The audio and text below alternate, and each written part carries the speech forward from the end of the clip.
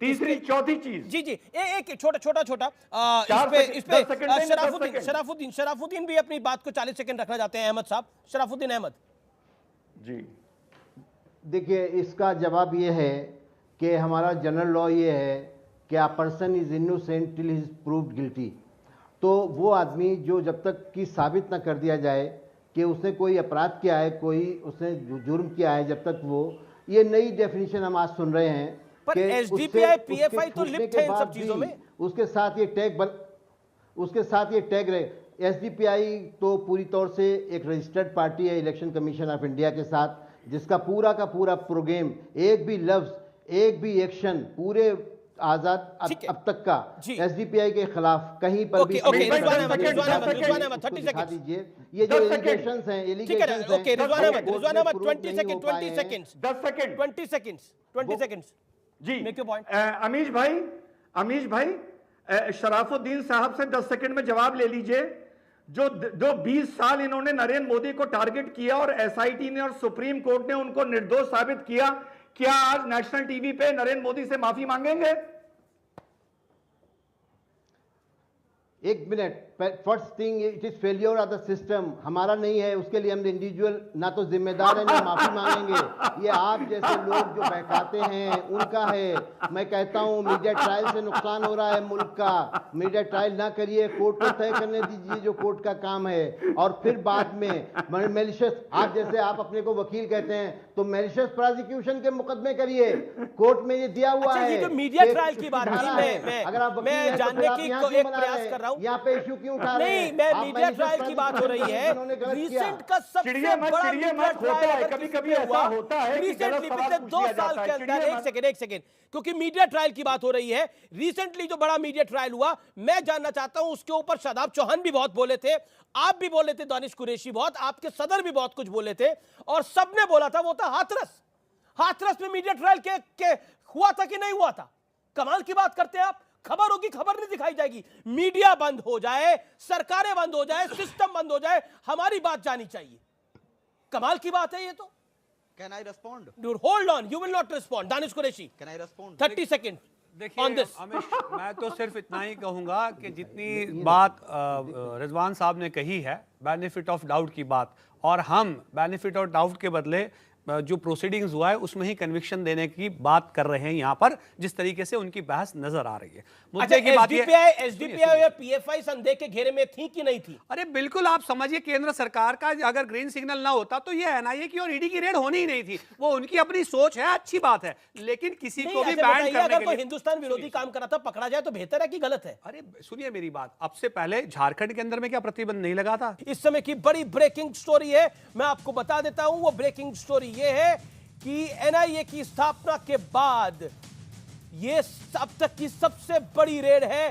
300 कर्मचारी इसके अंदर लगे, ऑफिसर्स लगे एनआईए के पास। पीएफआई के कुल 12 केस हैं और 5 एफआईआर के आधार पर ये अब तक की सबसे बड़ी रेड हुई है। It is a massive crackdown of agencies.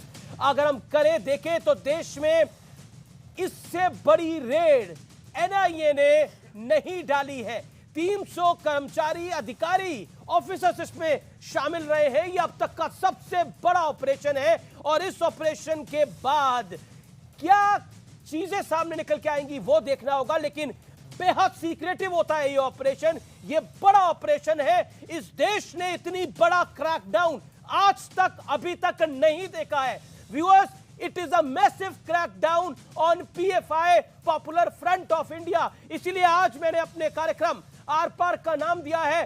PFI का नंबर भी आखिरकार आ गया। मेरे डिबेट्स में, मेरी चर्चाओं में अक्सर कहा जाता था पीएफआई पे कब कार्रवाई होगी, कब पकड़े जाएंगे, लेकिन आज फाइनली पीएफआई पे एक ऐसी कार्रवाई हुई है जो एक तासीर बनेगी।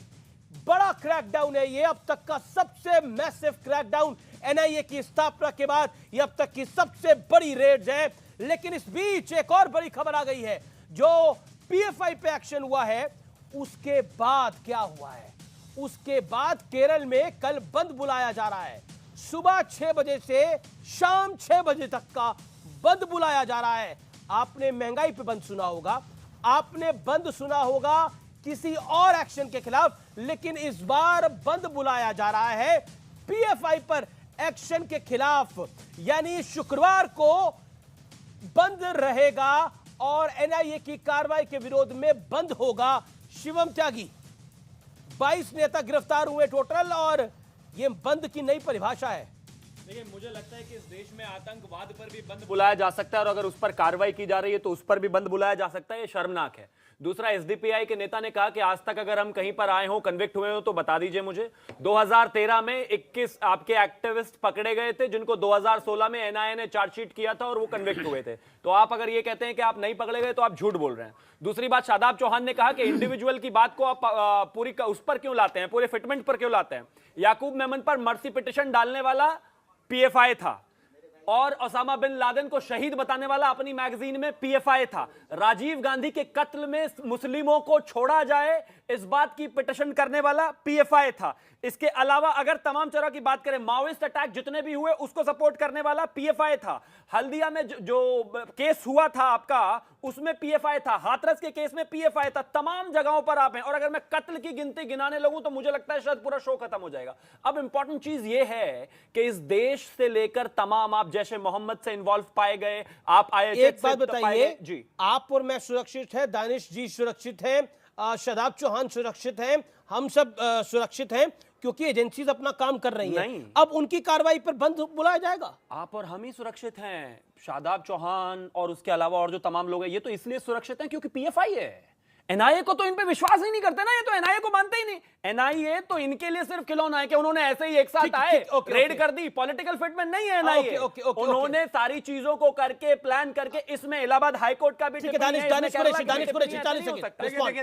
शिवम, मैं आपको एक बात बता दूं, बात सुरक्षा की तो एक बात याद रखिए कि हमारे मुल्क में सारे नागरिक सुरक्षित जो हैं वो हमारी सेना और हमारी एजेंसीज के ऊपर है। सवाल ये है कि जब उसका पॉलिटिकल यूटिलाइजेशन, स्वागत करिए, सुनिए तो स्वागत करिए ना, फिर सुनिए, जब बंद का खंडन करिए, यूटिलाइजेशन बंद का खंडन करिए। दानिश ऐसे नहीं, बंद का खंडन करिए। आपको लगता है गलत है? सुनिए मेरी बात, सुनिए। अगर मुझे तो नहीं लगता कि उसको खंडन करने की जरूरत है या वेलकम करने की जरूरत है। अगर लगता है कि एंटी डेमोक्रेटिक ये पूरा प्रोसेस है या कॉल है तो मुझे लगता है कि उसके खिलाफ आपकी राय क्या है? वैसे तो हर बात पे राय रखते हैं, वैसे तो आप हर बात पे राय रखते हैं, इस पर आप इस देश में सुनिए, मैं तो ये मानता हूं कि इस देश में सबके पास संवैधानिक अधिकार है और अगर वो क्या संवैधानिक अधिकार है अगर कोई आतंकवादी गतिविधि में लिप्त है उसको बचाने का भी? अरे आप सुनिए मेरी बात, इस देश में एक सवाल का जवाब के कातिलों को भी बचाने का जवाब अमीर जी मेरा इनसे मौका नहीं मिला। असदुद्दीन ओवैसी जब भी कोई दंगा, मुझे ये बताइए, सुनना ही नहीं चाहते। कोर्ट में उनका लीगल राइट हो सकता है। एक जवाब दीजिए अमीर जी, आप दिलवा दीजिए अपनी तरफ से। असदुद्दीन ओवैसी हर बात पर ये कहते थे कि अगर पीएफआई हर दंगे में है तो इसको बैन क्यों नहीं करते? आज जब बैन कर रहे हैं तो कह रहे हैं अपना राइट है। क्या इस देश में प्रधानमंत्री के कातिलों को बचाव का अधिकार है तो बाकी के लोगों को नहीं है? बाकी लोगों को नहीं है। दूसरे नंबर की बात आप कह रहे हैं, सुनिए मेरी बात, कि जो आज मैं फिर से कह रहा हूं कि एजेंसी ने आज कार्रवाई की है, एजेंसी की कार्रवाई कन्विक्शन तो नहीं है, कोर्ट ऑर्डर तो नहीं है।